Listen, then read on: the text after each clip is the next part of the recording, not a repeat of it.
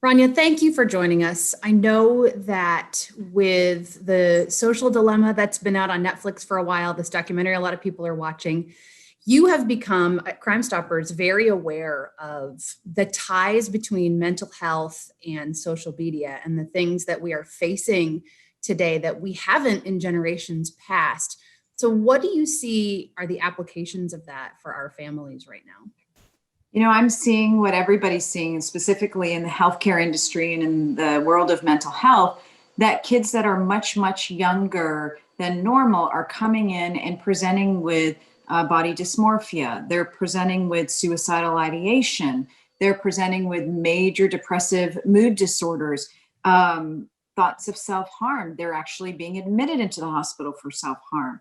They're getting hurt doing these online challenges that are absolutely crazy, but they think that it's funny and that if they do it, they'll trend.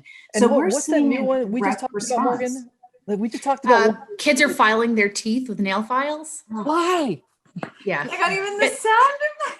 Like Exactly. I did the same thing. I said, I can't read it out loud. It hurts my ears to think about. I thought Yeah. the Tide Pod thing would be the worst, and then now let's file our own teeth.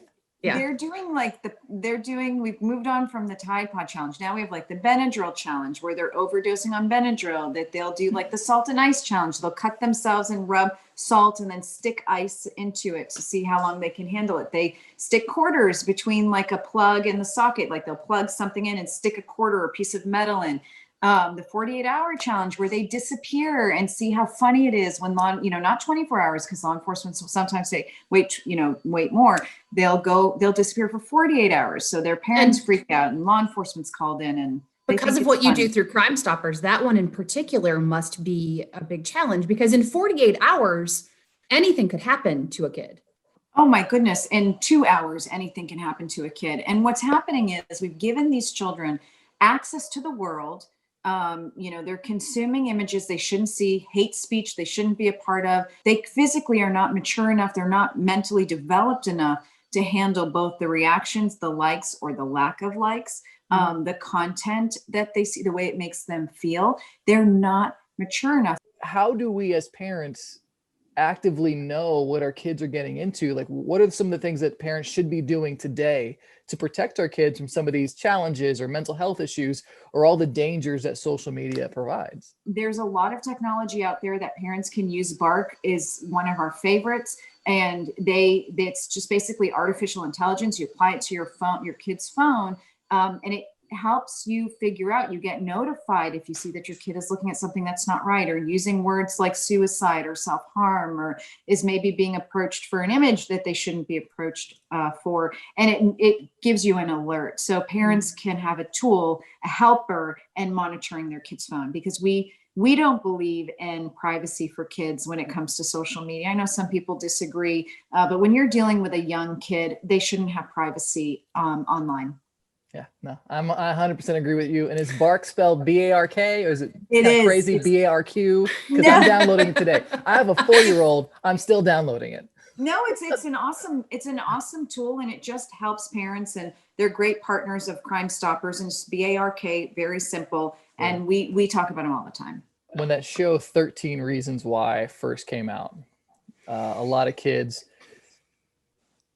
I don't want to use the word the show glamorized suicide. I know they tried to do their best to tell a story. They put their little headlines up around what's around it, what to expect.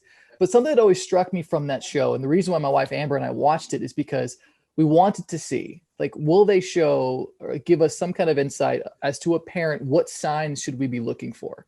What things did that mom miss? Because the episode where everything happened, the mom said, I didn't know. I didn't see it. What are some signs that we should be looking for to be like, oh no, I should check, I should look, I should do something because my kid may be going down that road? There's a few. One, it's just like the physical usage of their technology, or has it increased or has it actually decreased?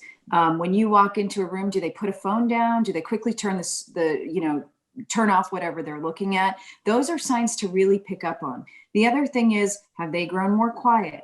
Have they grown more isolated?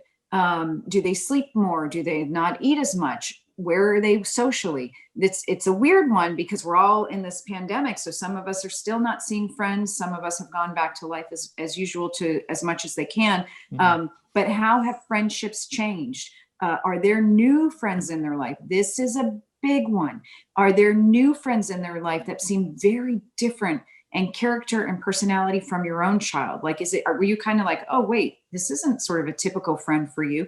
Don't brush that off as, oh, teenage years, my kid's rebelling. No, stop and look into that. Why has your friend group changed? What's behind it?